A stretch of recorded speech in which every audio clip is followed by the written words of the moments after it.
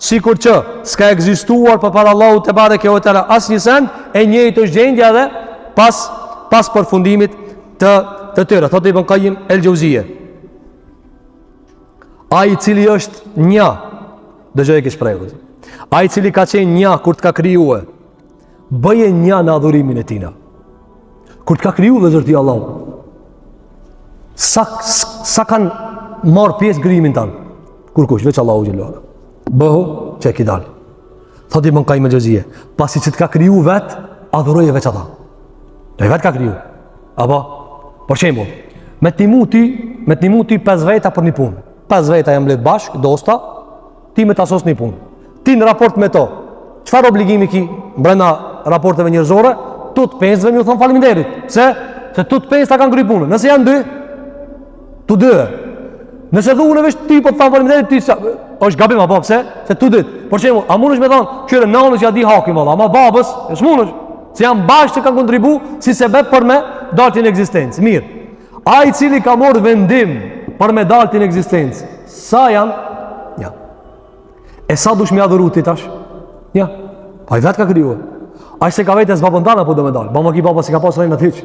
Qysh po vesin tani me të madhe, o gjo si ka mrejnë ta ban të abortoj. Dhe do vra fëmijën. Nga ndikimi i madh i presioneve të kulturave të huaja, pse? Po duke ka mrejnë unë. Du të me majt formën. Cilën formë? Andaj shiko, Allahu jela thot, Ibn Qayyim el-Jauziyje, sikur që ishte vetë në krijimin tan, bëje ti Zotin xhelel xhelalu një në adhurimin tan. Mos adhuro me Allahun te bareke ve teala askan.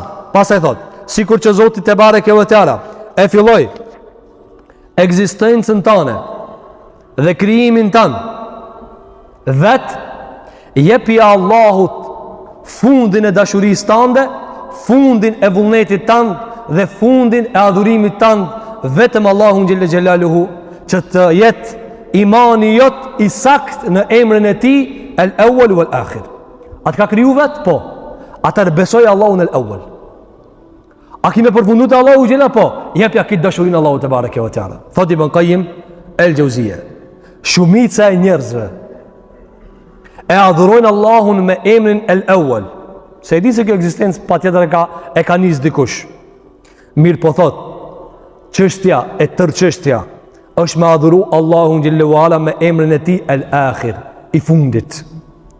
Thot, ky adhurim me këtë emër i fundit pa mbarim është adhurimi i pejgamberëve, adhurimi i ndjekësve të pejgamberëve. Ai është Rabbul Alamini subhanahu wa bihamdihi. Ai është Zoti i botrave, i fundit që s'ka pas tij na kurrë. Thot Ibn Qayyim el-Jauziyje, me adhuru Allahun me, domthon, i pari pa fillim, thot ka e adhurojnë disa. Mirë po me emrin e tij i fundit, veç për Allahun me jetu, veç mend të ajmi pas, vetëm bindjen e tij me pas breng. Thot kjo është brenga pejgamberëve. Pejgamberët këtë kanë bëu hesapin, çish ja dal me Allahun xhelal. Fundi me Allahun te bareke ve teala. Edhe kjo është ajo që ne ka përmendur dietar Ibn Qayyim el-Jauziyje në këtë kontekst. Pastaj thot, sa i përket adhurimit të Allahu xhelal xhelalu me emrin e tij el-Zahir, i dukshëm i pambarim.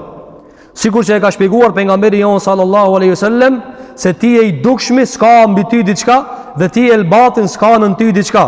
Thot, kur robi ta beson lart madhrinë Allahu xhelal xhelaluhu me çënjen e tij mbi gjithçka, sa ajo është mbi arsh. Dhe s'ka mbi Allahun te bareke ve teala diçka, se Allahu imposht krijesat e tina mbi lartësi. Allahu është lart dhe krijesat e tij imposht me lartësinë e tina. Të gjithë universin e udhëheq prej arsh. Ilayhi yas'adu al-kalimu at-tayyibu wal-amalu as-salihu yarfa'uhu. Thot Allahu xhelal në surën Fatir, te Allahu ngritet vepra e mirë, fjala e mirë dhe puna e mirë. Thot, zemra e robit do ta ketë një Zot që adhuron, të qartë, një të sinuar, të lartë, ndryshe nga ai i cili nuk e di ku e ka Zotin. Ndryshe nga ai i cili nuk e ka Zotin. Nuk e di ku e ka Zotin. Këtu për kanë ka përshëndet vëllezër, por ata që thonë Allahu nuk ka qiell. Çu adhuron ata Allahun xhelalu ala?